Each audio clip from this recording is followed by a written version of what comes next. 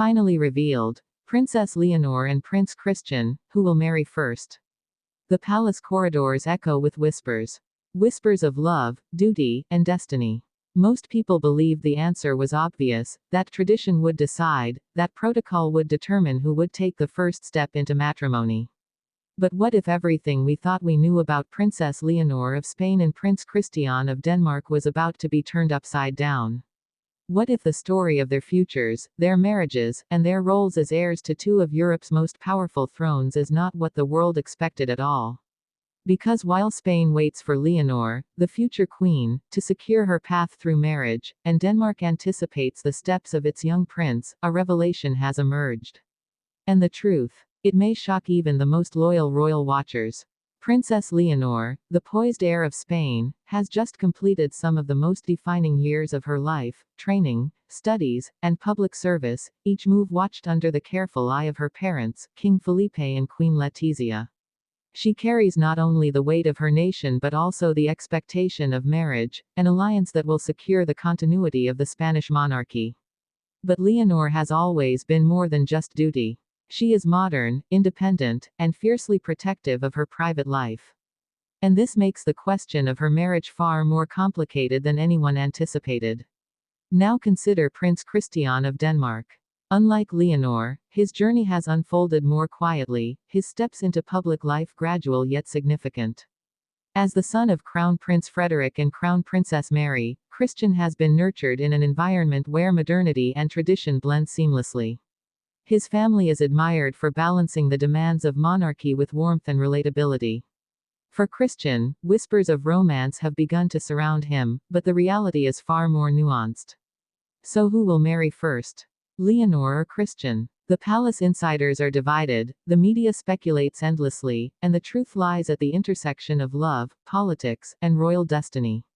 Leonor, at 20, already shoulders the burden of expectation.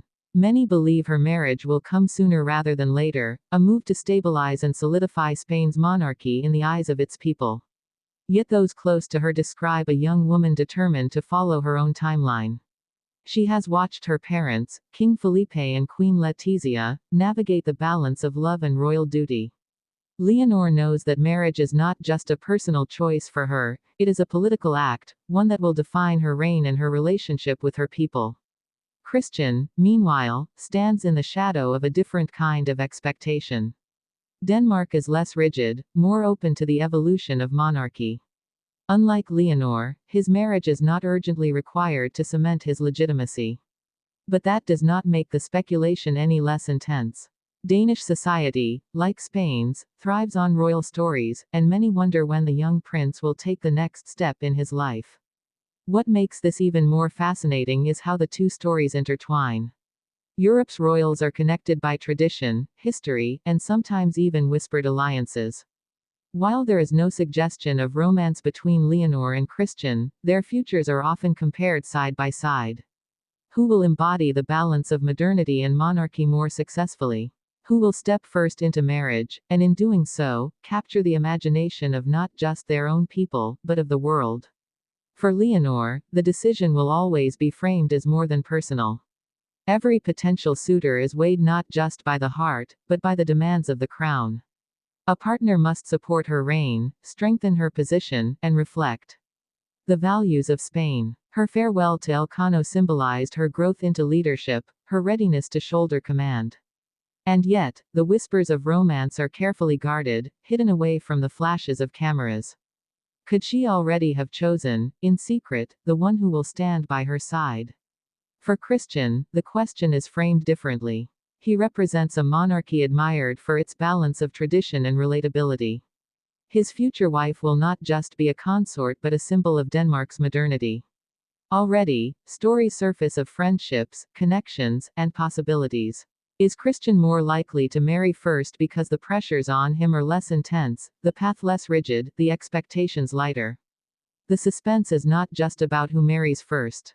It is about what marriage means for two heirs of Europe's most storied monarchies. For Leonor, it could mean reinforcing a throne that has faced challenges. For Christian, it could mean continuing a tradition of stability and affection that has endeared the Danish royals to the world. Now imagine the impact of each decision. If Leonor marries first, the Spanish monarchy gains momentum. It presents her as a mature, stable leader ready to guide her people. The palace would celebrate, but it would also invite scrutiny. Who is he? Where does he come from? What does he represent for Spain's future? The questions would be relentless, the answers shaping Leonor's reign forever. If Christian marries first, Denmark would celebrate quietly, with joy and relatability. The focus would be on love, on partnership, on the continuation of a royal family admired for its human touch. His decision would be less about politics and more about personality. And yet, it would still shine a light back on Spain, on Leonor, on the fact that her own choice still hangs unanswered. The clock is ticking. The world watches. Insiders whisper of secret conversations, of pressures behind palace walls, of moments when even King Felipe has wondered how to guide his daughter through the storm of expectation. Queen Letizia, protective and fiercely maternal, urges Leonor to wait for love, to choose carefully. Across the waters, Crown Princess Mary reminds her son Christian that his time will come naturally, that love must remain at the center of any royal union. And yet, as days pass, as appearances unfold, as eyes catch glimpses of subtle gestures and private smiles, the suspense grows. Who will step into marriage first? The poised future Queen of Spain or the thoughtful heir of Denmark? This is not just about two young royals. It is about the future of monarchy itself. It is about how love, tradition, and duty collide in a world that is changing faster than the palace gates can contain. It is about the weight of expectation on the shoulders of youth. So as the world waits, one question rises above all: will Leonor or Christian redefine what it means to marry as a royal heir? And when the moment comes, will it be duty or love that guides their choice?